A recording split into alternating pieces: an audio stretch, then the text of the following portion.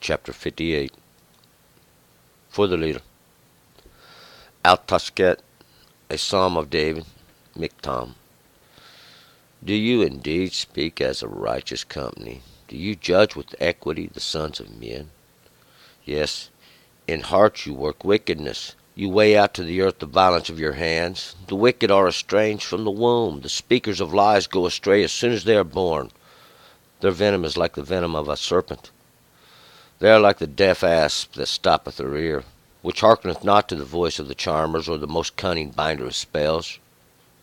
Break their teeth, O God, in their mouth. Break out the cheek teeth of the young lions, O Lord. Let them melt away as the water runneth apace. When he aimeth his arrows, let them be as though they were cut off. Let them be as a snail which melteth and passeth away, like the untimely births of a woman that have not seen the sun. Before your pots can feel the thorns, he will sweep it away with a whirlwind, the raw and the burning alike.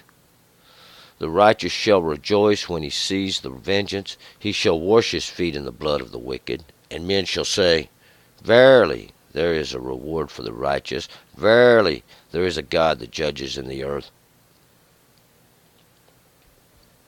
All right, let's go back up to verse 1. Once again, for the leader.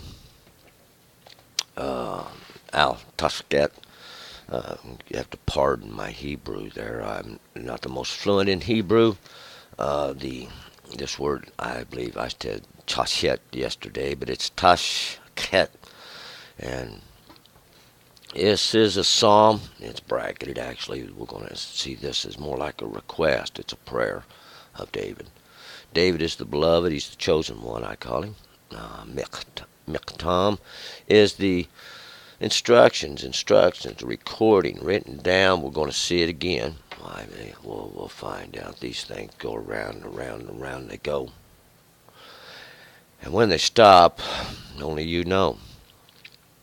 But we're going to pick it up here in verse 2. Do you indeed speak as a righteous company? Do you judge with equity the sons of men? Do you indeed speak as righteous company? This righteous company is this as a group. Overall, we should say, overall, or as a association, as a large group, as a whole.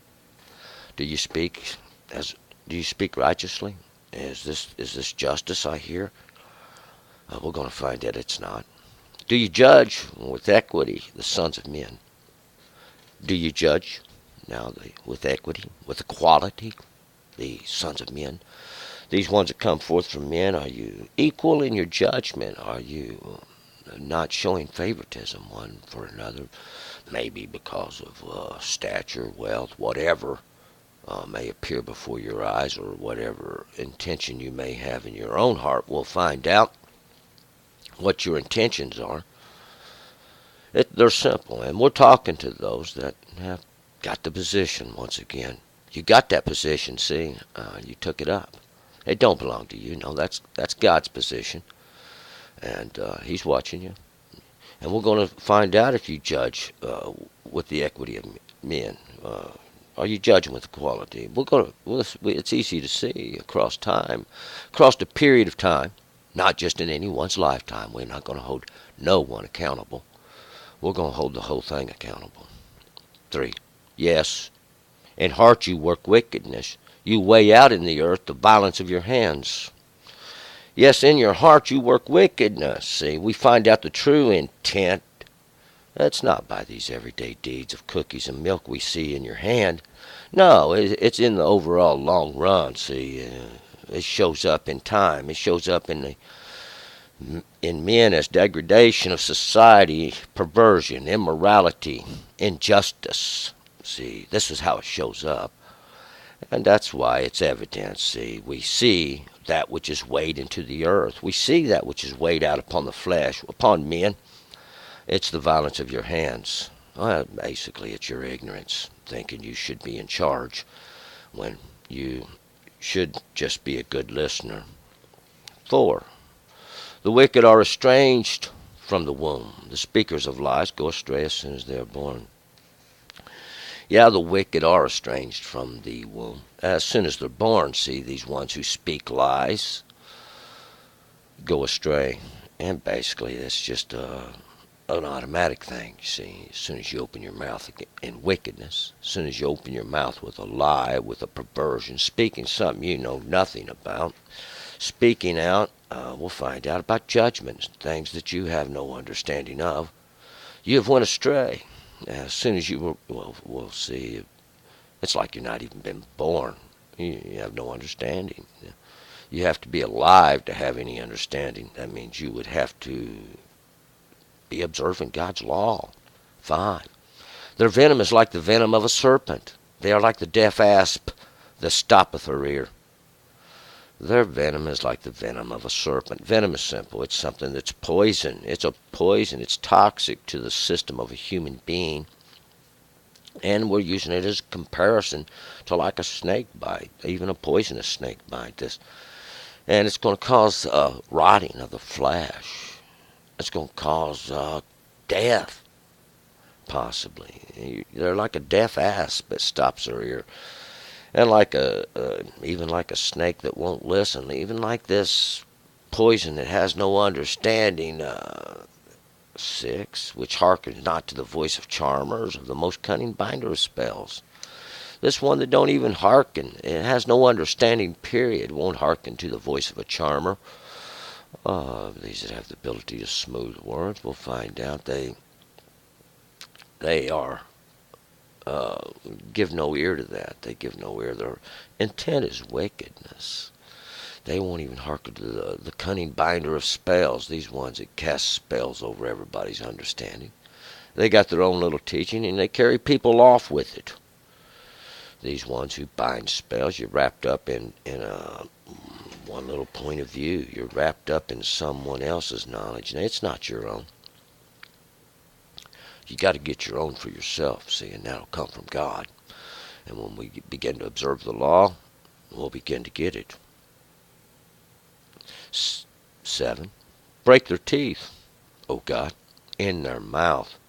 Break out the cheek teeth of the young lions, O Lord. Break their teeth. And this is that which they bite with. We can show. They show it. They show their teeth. They show their fierceness, though. They think they're fierce. They do this. Anytime we see this as any animal that does this is because they're already scared, and they show their teeth because they think they have the ability to contend. S is the teeth in their mouth, and we know these backbiters, these ones who lie, go behind your back. These are liars, deceivers. Break out the cheek teeth of the young lions. The young lion's always the one who represents that which is practicing his hunting ability. He goes out and he just rips and tears and kills. Not that he's hungry, but he just needs some practice, see. But break out these cheek teeth, and that's that which they rip and tear with. Don't take away their ability to do these things. God's got a plan, see. God always has a plan. 8. Let them melt away as the water that runs apace. When he aims his arrows, let them be as though they were cut off. Let them melt away as the water runs apace. Just like you pour water out on the ground, out upon the dry ground, especially even out on the sand. We'll see that it would just suck it down. It won't go far. It'll just suck it down. It pushes the dust as it goes. And when he aims his arrows, these arrows, those weapons of war, those pointed things, those things he's going to shoot from his bow. That's the curving of the law, his understanding of it. Let them be as though they were cut off. We just knocked off the points thereof. They ain't going to have no ability to do anything no more. 9. Let them be as a snail which melteth and passes away, like the untimely births of a woman that have not seen the sun. Let them be as this snail which melteth and passes away. Just like a snail has no essence within. We see the trail when it's alive, but after it's gone, then there's nothing left. It's like an untimely birth of a woman that has not seen the sun. Just like a miscarriage is what this is. This is a miscarriage. a sad case in reality, but we're only using it as an example. It's a very sad thing, really, even in the example. These are like an untimely birth. They never got to see the sun. There was never no understanding in their life. They never received anything. These are the generations that keep going into the fire. You've heard me speak about them. I call them the silver. Seeing them passing through the fire over and over. God's trying to purge it. God's trying to bring out the goodness. He's trying to get out the qualities which he desires. 10. Before your pots can feel the thorns, he will sweep it away with a whirlwind, the raw and the burning alike. Before your pots can feel the thorns, well, that really doesn't have any context there. We can't make much. Your pots wouldn't feel the thorns anyway. That's being a metal object, has no feelings. But this ain't what that means. These thorns here, these are the piercings. These are the piercing, that which actually does the pricking. It's the thorn, yes, it's a thorn. But so's these pots, the sear, these are thorns, see. And this feel here, this is your feelings. This is your feelings, the perception, your understanding. So we can really look at but you can perceive the piercing of the thorns, he will sweep it away with a whirlwind. And that whirlwind is kind of like an angry thing. It's a vengeance. It's like a confusion swirling around, the raw and the burning alike. This raw and the burning. The burning is that which is on fire, that which is already in the judgment. The green, which we would see as the raw, and that which just ain't been burnt yet. 11. The righteous shall rejoice when he sees the vengeance. He shall wash his feet in the blood of the wicked. The righteous shall rejoice when he sees the vengeance. Well, this vengeance here is the wrath. It's the anger of God. See, when he sees this in the earth, he rejoices. Why? Because this is what the book's been talking about. This is what it's been saying. You can see this judgment in the earth. These are that are being led by the ignorant. These are going forth. They're like the blind following the blind. They have no understanding. They don't know any better. No one ever taught them anything. I don't know who's in worse shape here. Those with knowledge that keep their mouths shut, or those that don't have none. But he shall wash his feet in the blood of the wicked. Wash his feet in the blood of the wicked. What that means is he's going to make clean his ways, because he's seen the sin of the evil and the wicked people in the earth. It's a very simple thing. God forbid. 12. And men shall say, verily, there is a reward for the righteous. Verily, there is a God that judges in the earth. And men shall say, truly, truly, there is a reward for the righteous. Yeah, there is a reward for the righteous. He has the ability to see. He has some understanding, but now he's got a lot of responsibility. Anytime we approach God, anytime we come under God's understanding, God says one thing. Come here. I've got a job for you. I got something I want you to do. See, you're going to be held accountable now. And you have no choice. Your opportunities are very limited. There's people dying due to the immorality. We'll find out the understandings of men going forth having none. And we have to take up part of that responsibility. See, we have to take up part of that responsibility. We have the ability to seek these things. Would not be the way God intended for you to get your redemption, just from witnessing the wickedness in the earth.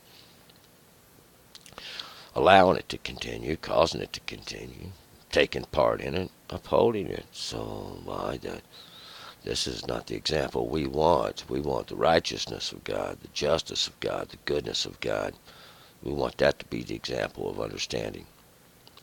Truly, there is a God that judges in the earth, though. God does judge. It went forth, he said, choose life And then when you didn't, it was death you got. And then we'll find out that's where you're at today. You're in your transgression. Somewhere God's got you in the classroom in the lesson He's trying to give you. He's trying to bring you around. You're coming around. It's just the long way you've took. We'll find out God's got everybody in the turn. And where any place they do turn, they will turn to Him. We're going to move forward to Psalms 59. Turn and return.